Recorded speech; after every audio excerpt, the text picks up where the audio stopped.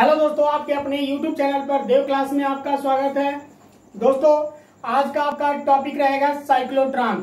NCERT pattern पर दोस्तों cyclotron क्या होता है, इसके पहले आपको हम बताए थे वेग वर्णकर्ता के बारे में और संयुक्त विद्युत तथा चुंबकीय क्षेत्र में गति क्या होता है। दोस्तों, संयुक्त विद्युत क्षेत्र तथा चुंबकीय क्षेत्र में गति, कण की गति क्या होती है, वेग वर्णकर्ता के बारे में बताए थे। आज का आपका टॉपिक रहेगा दोस्तों साइक्लोट्रॉन। इसके बाद आपको हम बताएंगे बायो सेवर्ट का नियम। दोस्तों, पढ़ाने से पहले आपको एक चीज बता दें कि ये टॉपिक थोड़ा सा लंबा होगा, इसलिए वीडियो के अंत तक बने रहिएगा। क्योंकि दोस्तों आप कहोगे सर क्यों लंबा होगा, तो आपको बता दें दोस्तों कि इस टॉपिक के अंदर 3 से 4 टॉपिक आपको आज हम पढ़ाएंगे। और वो 3 से 4 टॉपिक दोस्तों यदि अलग अलग हम पार्ट वाइज उसे कर देते तो आपको थोड़ा भी समझ में नहीं आता। इस वजह से हमें एक ही टॉपिक के अंदर साइक्लोट्रॉन का उपयोग क्या होता है, साइक्लोट्रॉन की सीमाएं क्या होती है, साइक्लोट्रॉन क्या होता है, उसकी परिभाषा क्या होती है, उन सब के बारे में हमें आज बताना पड़ रहा है दोस्तों एक ही वीडियो के अंदर। इसलिए आप वीडियो के अंत तक बने रहिएगा। आइए चलते हैं टॉपिक पर। दोस्तों, सर्वप्रथम पूछ दिया जाए यदि आपसे क्वेश्चन, 1 नंबर का क्वेश्चन पूछ देता है दोस्तों, आप कहीं भी जाते हैं एग्जाम के लिए तो उसमें पूछ देता है साइक्लोट्रॉन किस सन में खोजा गया था। तो साइक्लोट्रॉन सन 1934 ईस्वी में खोजा गया था। अब पूछ दिया जाए दोस्तों कि इसे किस वैज्ञानिक ने खोजा था, तो आपको बताना है ईओ लॉरेंज और एमएस लिविंगस्टन। इन दोनों वैज्ञानिकों ने साइक्लोट्रॉन के बारे में बताया। और क्यों बताया उसको अभी हम बताएंगे दोस्तों। इन्होंने साइक्लोट्रॉन के बारे में जब बताया तो इन्हें नोबेल पुरस्कार से पुरस्कृत किया गया। यदि आपसे यहां पर दोस्तों 3 क्वेश्चन आपको हम बता रहे हैं स्टार्टिंग में, नोबेल पुरस्कार से क्यों सम्मानित किया गया, ईओ लॉरेंज को या फिर अगर दे दे एमएस लिविंगस्टन को नोबेल पुरस्कार से क्यों सम्मानित किया गया, तो उन्होंने सन 1934 में साइक्लोट्रॉन के बारे में बताया था। और साइक्लोट्रॉन क्या होता है, तो साइक्लोट्रॉन एक ऐसा उपकरण होता है दोस्तों जो उच्च ऊर्जा को त्वरित करने की क्रिया प्रदान करता है। अर्थात वो उच्च ऊर्जा जो दोस्तों होता है इलेक्ट्रॉन के अंदर, वो 10 टू द पावर 7 हर्ट्ज की आवृत्ति उत्पन्न करता है। कितना वोल्ट देने पर, तो 10 टू द पावर 4 से 10 टू द पावर 5 वोल्ट इसे जब दिया जाता है विभव, तो ये इतना आवृत्ति उत्पन्न करता है। आई बात समझ में। तो दोस्तों अब आपको हम ले चलेंगे टॉपिक पर, और टॉपिक आपका है आज का साइक्लोट्रॉन। साइक्लोट्रॉन की सबसे पहले हम परिभाषा बताएंगे, उसके बाद उसका सिद्धांत बताएंगे, फिर आपको हम उसकी रचना बताएंगे दोस्तों, उसके बाद उसकी कार्यविधि बताएंगे। तो दोस्तों वीडियो बहुत लंबा होगा, इसलिए हमें पहले नोट करना होगा। आइए वीडियो पर पहले हम लोग साइक्लोट्रॉन की परिभाषा जानेंगे। साइक्लोट्रॉन क्या होता है दोस्तों, वह उपकरण जिसका प्रयोग धनावेशित कणों जैसे प्रोटॉन, न्यूट्रॉन आदि आयनों को अति उच्च ऊर्जाओं तक त्वरित करने में किया जाता है, वह उपकरण ही साइक्लोट्रॉन कहलाता है। दोस्तों, जब हम किसी निम्न ऊर्जा को उच्च ऊर्जा में त्वरित करते हैं, अर्थात निम्न ऊर्जा को हम अधिक ऊर्जा में बढ़ाने के लिए दोस्तों इस उपकरण का हम प्रयोग करते हैं, जिसका नाम साइक्लोट्रॉन है। आई बात समझ में। सर्वप्रथम लॉरेंज और लिविंगस्टन, इन्हीं दोनों वैज्ञानिकों ने साइक्लोट्रॉन के बारे में बताया था। तो दोस्तों साइक्लोट्रॉन की ये परिभाषा हो गई। अब साइक्लोट्रॉन का सिद्धांत क्या होता है, तो लॉरेंज और लिविंगस्टन बताए थे दोस्तों कि इसका सिद्धांत यह बताता है कि प्रत्यावर्ती स्रोत की आवृत्ति आयन स्रोत की आवृत्ति के बराबर होनी चाहिए। इसका सिद्धांत यही है। लॉरेंज और लिविंगस्टन ने बताया था कि प्रत्यावर्ती जो स्रोत होता है उसका आवृत्ति और आयन स्रोत की आवृत्ति दोनों आपस में बराबर होनी चाहिए। अर्थात दोस्तों रचना आपको अभी हम बताएंगे, पहले इसका एक फिगर हम बना लेते हैं। फिगर बनाएंगे दोस्तों तो एक हम खोखले धातु का एक धातु खंड लेंगे जो डी आकृति में आपको दिखाई देगा, और वो धातु खंड दो हम लेंगे दोस्तों। तो ले लिया जाए। सबसे पहले एक धातु खंड हम ले लेते हैं डी, और एक दूसरा धातु खंड हम इधर ले लेते हैं। धातु खंड क्या है दोस्तों? आपका धातु खंड डी है। ये बिल्कुल डी के आकार का दिखाई देता है दोस्तों, इसे इसलिए इसका दूसरा नाम डीज भी कहा जाता है। तो दो धातु खंडों को हम एक तरह से ये अर्धवृत्तकार भी है। तो दो धातु खंडों को एक साथ हम क्या करेंगे दोस्तों? किसी माध्यम के सहारे जोड़ देते हैं, और वो माध्यम जो होता है वो क्या होता है दोस्तों?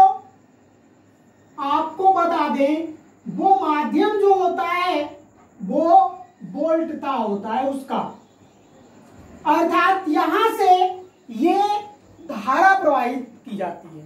धारा नियंत्रक, सॉरी दोस्तों, धारा नियंत्रक होता है। यहां पर एक चुंबक आपका लगा होता है नॉर्थ पोल, और इस दिशा में साउथ पोल होता है। दोस्तों यहां से वांछित आवेश निकलने के लिए इसका डायग्राम थोड़ा सा इस तरह से होता है। ठीक है, इसका डायग्राम थोड़ा सा इस तरह से होता है। अर्थात इसके दोनों के मध्य में, दोनों डीजों के मध्य में एक आवेश होता है। तो वो आवेश क्या होता है दोस्तों? प्लस क्यू आवेश होता है। ये प्लस क्यू, एक कण जो होता है वो प्लस क्यू आवेश रहित होता है। आई बात समझ में? तो दोस्तों ये तो रहा आपका साइक्लोट्रॉन का तस्वीर, पिक्चर, चित्र आरेख। अभी ये कंप्लीट नहीं है, इसको हम कंप्लीट करते जाएंगे दोस्तों, और इसको नोट करते जाएंगे। तो देखिए इसकी रचना क्या कह रहा है। इसमें डी आकार के दो क्षैतिज खोखले धात्विक खंड D1 व D2 लगे होते हैं। डी आकार का दो धात्विक खंड क्या है दोस्तों? क्षैतिज रूप में लगे हुए हैं, जिन्हें डीज कहते हैं, जिन्हें डीज कहते हैं। ये दोनों एक दूसरे के अल्प अंतराल पर होते हैं, यानी ये दोनों एक दूसरे के करीब होते हैं। इन दोनों में बहुत कम गैप होता है, रिक्त स्थान होता है।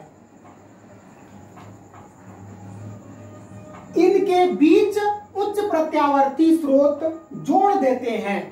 यानी दोस्तों जब यहां से हम एक उच्च प्रत्यावर्ती स्रोत जोड़ेंगे, यानी कि जब इसको हम 10⁴ से 10⁵ वोल्ट का करंट देंगे,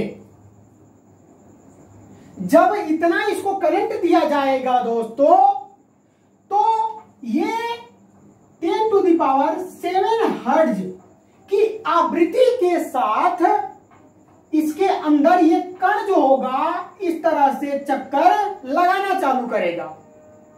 एक बात और आपको हम बता दें कि ये जो दोनों डीज होते हैं, जो दोनों ये डीज होते हैं, वो धनात्मक और ऋणात्मक पर आधारित होते हैं।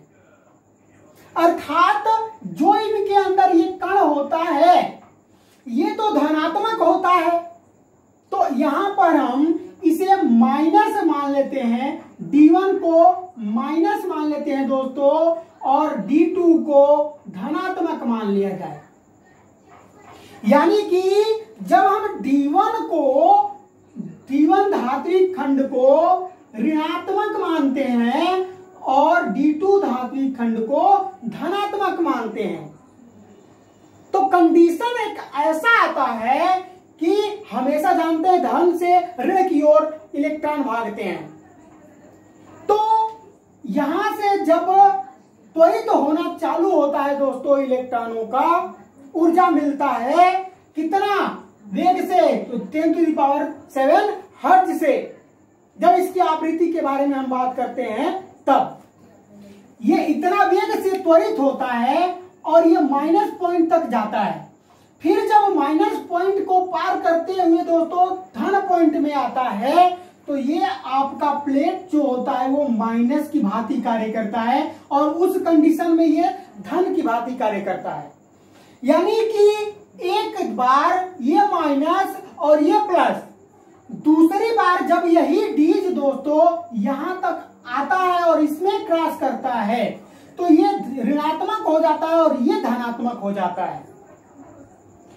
जैसे ही ये धनात्मक से फिर से ऋण आवेशित यानी D1 की ओर जाता है, ये धनात्मक से फिर से ऋणात्मक हो जाता है। और ये दोस्तों बार बार प्रक्रिया ऐसे चलता रहता है। और दोस्तों एक कंडीशन ऐसा आता है कि उच्च ऊर्जा इसके अंदर त्वरित हो जाती है और वो ऊर्जा यहां से निकल जाती है, जिसको हम लोग क्या कहते हैं दोस्तों, विक्षेपक। इसको हम बोलते हैं विक्षेपक कुंजी। और ये विक्षेपक कुंजी के सहारे ये ऊर्जा बाहर की तरफ निकलने लगती है, अर्थात इस चुंबकीय ध्रुव के ऊपर आकर के पड़ती है और उच्च ऊर्जा में ये कन्वर्ट करता रहता है।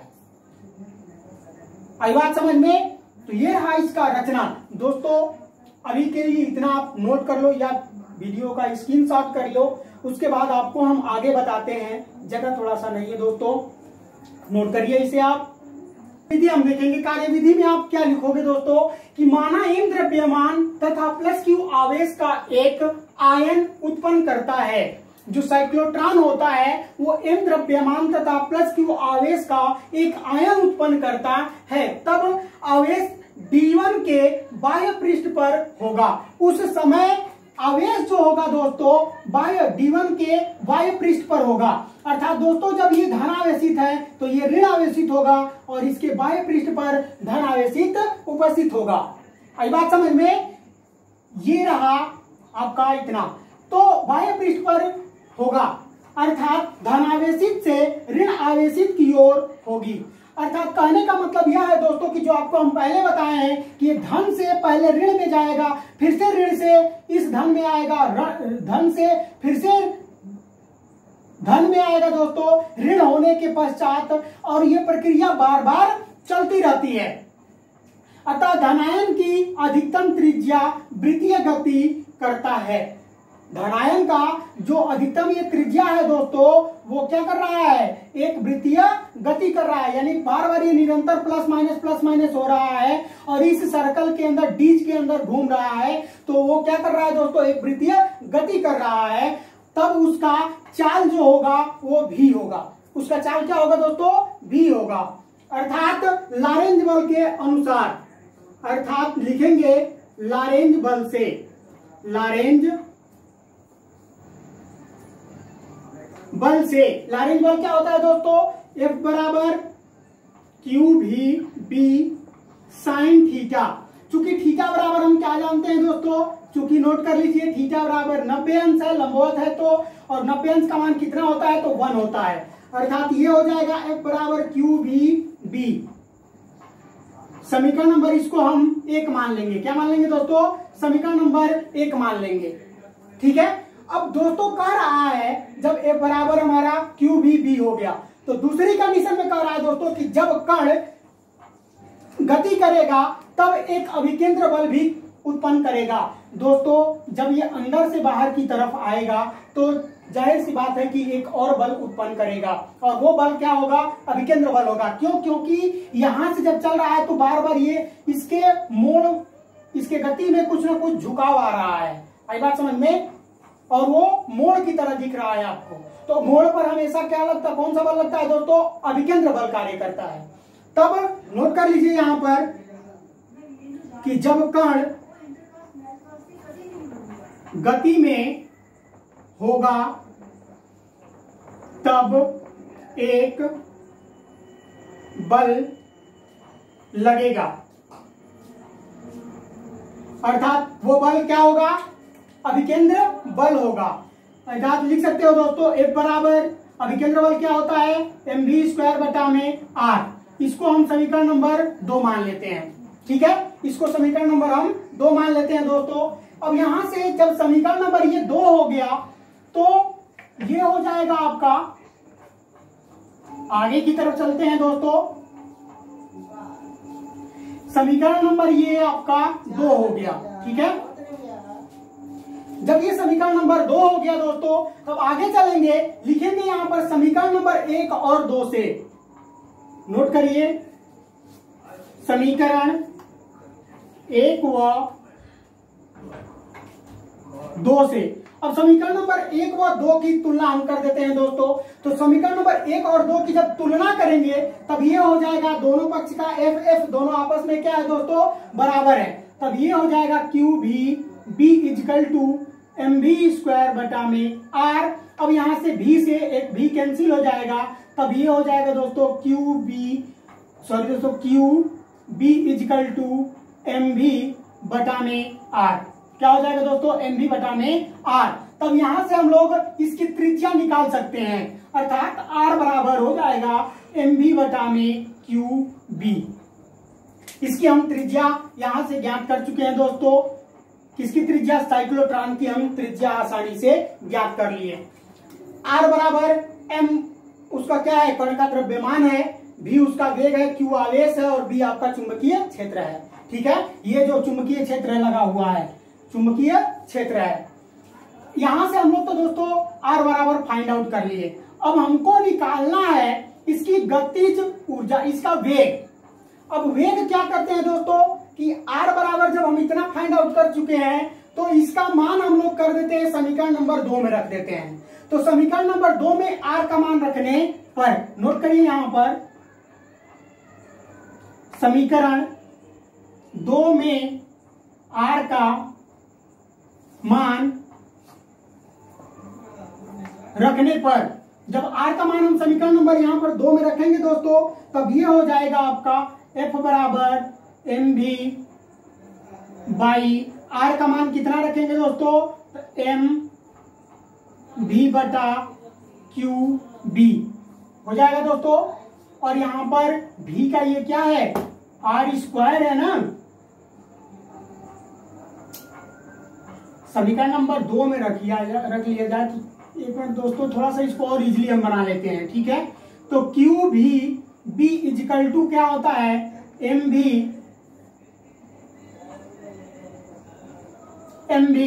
स्क्वायर बटा r। ठीक है, अब यहां से b से b हम कैंसिल कर देंगे दोस्तों, तो क्यू बी बराबर ये हो जाएगा आपका mv बटा r।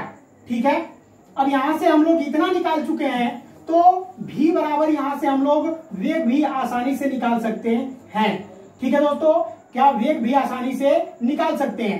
तो इसको हम इसमें मल्टीप्लाई करा देते हैं, तब ये हो जाएगा आपका mv बराबर qbr। दोस्तों यहां से हम लोग इसका वेग निकालेंगे, तो वेग निकालेंगे यहां पर, तो ये हो जाएगा आपका v बराबर qbr बटा m। यानी इसको यहां पर लिख लीजिए दोस्तों, v बराबर qbr बटा में m। ये निकल गया। ठीक है, अब आपको हम बताएंगे दोस्तों गतिज ऊर्जा के लिए निकालेंगे सूत्र।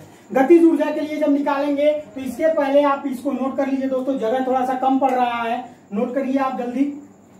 गतिज ऊर्जा क्या होता है, तो अब हम निकालेंगे गतिज ऊर्जा के लिए। तो गतिज ऊर्जा बराबर क्या होता है, E बराबर क्या होता है 1/2 mv² होता है। क्या होता है दोस्तों 1/2 mv² होता है, अर्थात ये हो जाएगा E बराबर 1/2 और यहां पर हम लोग v का मान रख देते हैं। ठीक है, v बराबर कितना निकाले हैं, इतना मान निकाले हैं, तो v के जगह पर हम लोग रख देंगे दोस्तों QBr बटा में m का पावर है दोस्तों, तो ये होल स्क्वायर हो जाएगा। ठीक है, एक m से m एक कैंसिल हो जाएगा, तो E बराबर क्या हो जाएगा यहाँ पर 1/2 Q² B² R²। ठीक है दोस्तों, और बटा में m हो जाएगा। क्यों हो जाएगा m, तो a यहाँ पर m² है और एक m से एक m केवल कटा हुआ है। ठीक है दोस्तों, तब ये हो जाएगा आपका गतिज ऊर्जा के लिए सूत्र। गतिज ऊर्जा के लिए दोस्तों ये फार्मूला हो गया आपका। ठीक है, गतिज ऊर्जा के लिए इसको मल्टीप्लाई कर दीजिए यहां पर। ठीक है, अब दोस्तों आपको हम बताएंगे, अर्थात इतना मान तो हम निकाल चुके हैं। ठीक है, गतिज ऊर्जा निकाल चुके हैं दोस्तों, इसको नोट कर लीजिए आप लोग।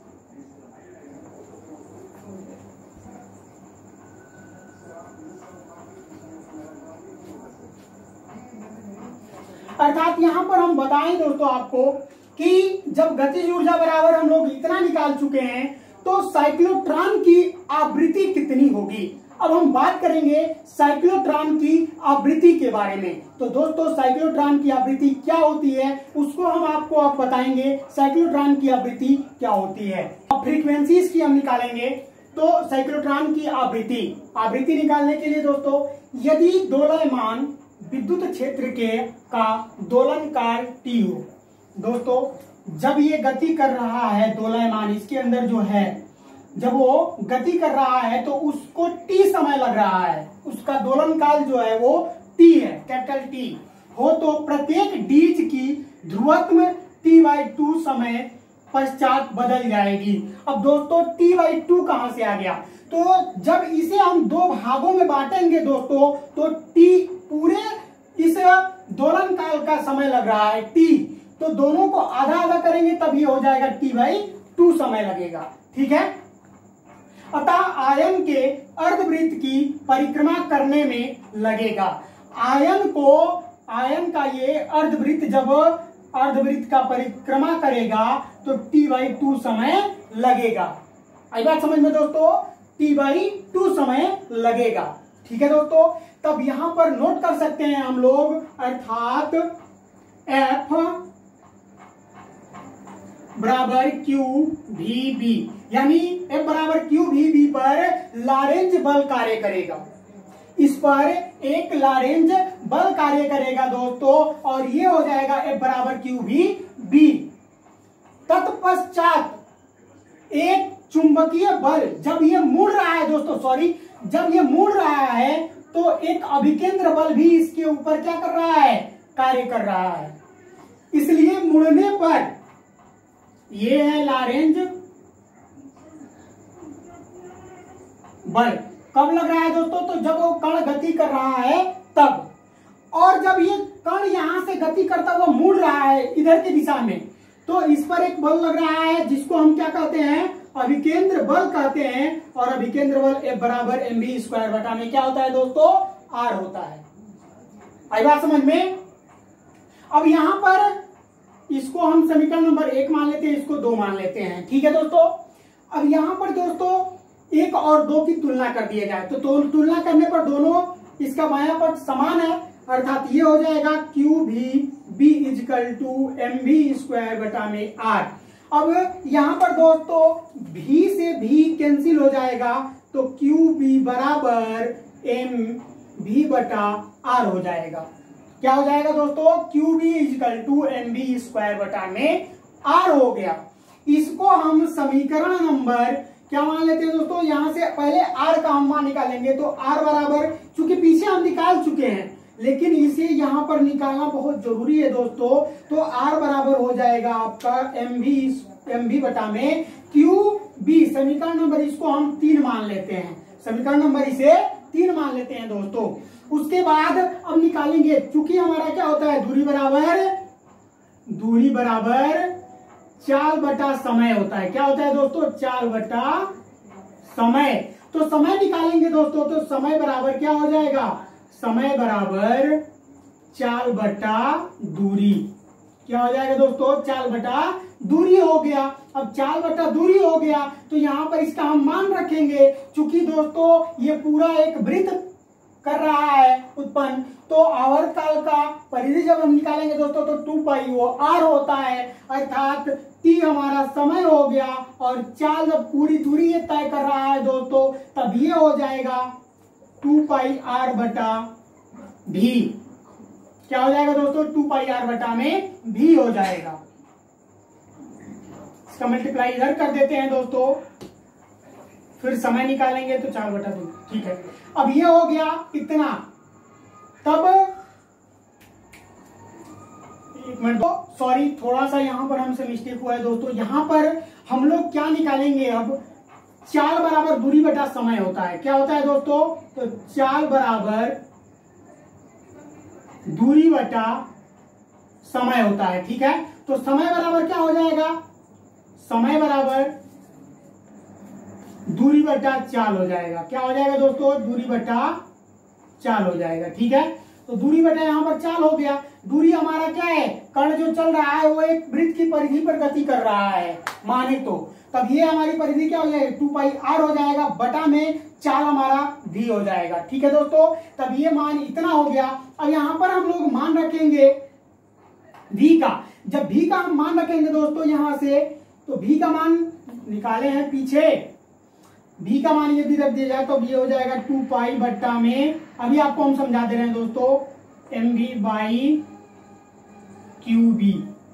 ठीक है, अब यहां से v से v कैंसिल हो जाएगा, तब आपका मान बचेगा दोस्तों। थोड़ा सा इसे फिगर को हम मिटा देते हैं क्योंकि अब इसका काम समाप्त हो गया है, इस फिगर का काम खत्म हो गया है दोस्तों। अब यहां पर ये मान इतना आ गया, तब t बराबर जब इतना निकाल चुके हैं दोस्तों, तब ये मान आपका कितना हो जाएगा, t बराबर 2 पाई m बटा में QB हो जाएगा। ठीक है, जब इसका हम गुणा भाग करेंगे दोस्तों तब। अब यहां पर हम लोग इसकी आवृत्ति निकालेंगे, फ्रीक्वेंसी निकालेंगे दोस्तों। तो फ्रीक्वेंसी को FC से प्रदर्शित करते हैं। C क्या है, साइक्लोट्रॉन है, और F इसकी फ्रीक्वेंसी है। फ्रीक्वेंसी ऑफ साइक्लोट्रॉन या साइक्लोट्रॉन ऑफ फ्रीक्वेंसी पढ़ेंगे। तो फ्रीक्वेंसी जब इसकी निकालेंगे दोस्तों तो 1/T, और T का हम मान निकाले हैं दोस्तों, तो FC बराबर ये हो जाएगा आपका कितना, 1/2 पाई m बटा में T। अब ये हो जाएगा दोस्तों, सॉरी इसके जगह पर QB।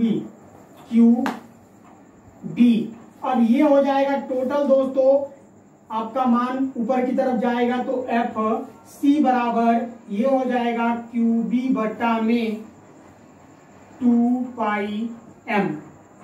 अब ये पूरा टोटल मान आपका फ्रीक्वेंसी ऑफ साइक्लोट्रॉन, आवृत्ति भी हम यहां पर ज्ञात कर चुके हैं। आई बात समझ में, यहां पर हम लोग दोस्तों आवृत्ति भी ज्ञात कर लिए, उसके बाद इसकी दूरी भी हम निकाल लेते हैं दोस्तों, चाल पीछे हम लोग निकाल चुके हैं, और दोस्तों साइक्लोट्रॉन की यहां से हम लोग आवृत्ति की गणना कर लिए आसानी से। ठीक है, अब आपको हम बताएंगे दोस्तों कि हम लोग फ्रीक्वेंसी निकाल चुके हैं, अब आपको हम बताएंगे इनके उपयोग के बारे में। इसका उपयोग क्या है दोस्तों, तो इसका उपयोग हम लोग किसमें करते हैं, इसकी सीमाएं क्या है दोस्तों, वीडियो के अंत तक बने रहिए। अब हम बताएंगे आपको उपयोग और सीमाएं क्या होती हैं, उससे पहले आप इसे स्क्रीनशॉट या नोट कर लीजिए दोस्तों। अब हम बताएंगे आपको उपयोग या अब इसका उपयोग क्या है दोस्तों। साइक्लोट्रॉन का उपयोग हम लोग ठोसों में आयनों को रोपित करने में करते हैं दोस्तों। ठोसों में अगर कोई ठोस वस्तु है, इसमें हमें आयन उत्पन्न करना है, तो इसको क्या करेंगे, अब इसको हम ड्रिल करेंगे तब होगा आसानी से, ऐसे करेंगे तो होगा नहीं, इसमें हमें ड्रिल करना होगा। अर्थात उसी तरह से ठोस धातुओं में आयनों को रोपित करने के लिए, रोपित मतलब दोस्तों उसके अंदर प्रवाहित करने के लिए हमें साइक्लोट्रॉन का उपयोग करना पड़ता है। दूसरा पॉइंट है दोस्तों, इसका प्रयोग रेडियो एक्टिव पदार्थ जैसे अल्फा, बीटा, गामा उत्पन्न करने में भी किया जाता है। क्यों होता है दोस्तों, तो ये 10⁷ हर्ट्ज की आवृत्ति उत्पन्न करता है। यानी कि जब इसको 10 के पावर 4 वोल्ट से 5 वोल्ट तक दिया जाता है, 10 के पावर 5 वोल्ट तक दिया जाता है जब, तो तुरंत ये 10 टू दी पावर 7 हर्ट्ज तक की आवृत्ति उत्पन्न कर लेता है। और दोस्तों ये इस टाइप के रेडियो एक्टिव पदार्थ उत्पन्न करने लगता है। तीसरा पॉइंट कर रहा है कि नए पदार्थों को संश्लेषित करने में भी ये कार्य करता है। अगर कोई हम इसके सामने नए पदार्थ रख देते हैं दोस्तों, तो उसको भी संश्लेषित करने का कार्य ये कर लेता है। जैसे हम लोग सूर्य से जो पौधे होते हैं वो संश्लेषित होते हैं और अपना भोजन बनाते हैं, उसी तरह से नए अगर हम पदार्थ रखते हैं दोस्तों इसके सामने, तो वो भी संश्लेषित हो जाते हैं। फिर अब आपको हम बताएंगे दोस्तों इसकी सीमाएं क्या हैं। हर एक चीज की कोई ना कोई एक सीमा होती है, इसकी भी सीमाएं हैं। ये केवल धनावेशित कणों को उच्च वेग देता है। ठीक है दोस्तों, क्या करता है, ये केवल धनावेशित कणों को ही उच्च वेग देता है, क्योंकि वो ऋण आवेशित प्लेट होता है और धन आवेशित भी प्लेट होता है। तो ऋण से धन की ओर, धन से ऋण की ओर निरंतर ये भागता रहता है। इसलिए ये हमेशा धनावेशित को ही उच्च वेग देता है। दूसरा पॉइंट है कि ये वेग तो बढ़ाता है पर प्रकाश के वेग से हमेशा कम होता है। वेग तो ये बढ़ाता है दोस्तों, इसका वेग तो बढ़ाता, ये वेग किसी तत्व का बढ़ाता है, पर इसका जो वेग होता है इसका वेग प्रकाश के वेग से कम होता है। ये इलेक्ट्रॉन को त्वरित गति नहीं देता है, क्योंकि इलेक्ट्रॉन जो होता है वो ऋण आवेशित होता है। इसलिए दोस्तों ये इलेक्ट्रॉन को त्वरित गति नहीं देता है। आपके फिगर में आपको हम बताए थे दोस्तों कि जब यहां से इलेक्ट्रॉन ऐसे आ रहा था तो इधर के साइड से धन आवेशित कण के साइड से बाहर की तरफ निकल रहा था, अर्थात ये इलेक्ट्रॉन को त्वरित गति नहीं देता है। तो दोस्तों ये आज का आपका टॉपिक समाप्त हुआ। अगले टॉपिक में लाएंगे बायो-सेवर्ट का नियम। बायो-सेवर्ट का नियम क्या है दोस्तों, दो वैज्ञानिक थे, उन्होंने किसी चालक के ऊपर कार्य किया और बताया बायो-सेवर्ट का नियम। तो दोस्तों यदि ये आज का आपका टॉपिक आपको पसंद आया हो तो हमारे इस वीडियो को लाइक कीजिए। अगर आप हमारे चैनल पर नए हैं तो हमारे चैनल को सब्सक्राइब कर बेल आइकन का बटन दबा दीजिए, ताकि हर नोटिफिकेशन आप तक पहले पहुंच जाए। दोस्तों कंटिन्यू हम फिजिक्स केमिस्ट्री की क्लास लेते हैं और आपके लिए अपलोड करते रहते हैं वीडियो। दोस्तों कमेंट करें अगर कुछ आपको समझ में ना आए तो। धन्यवाद।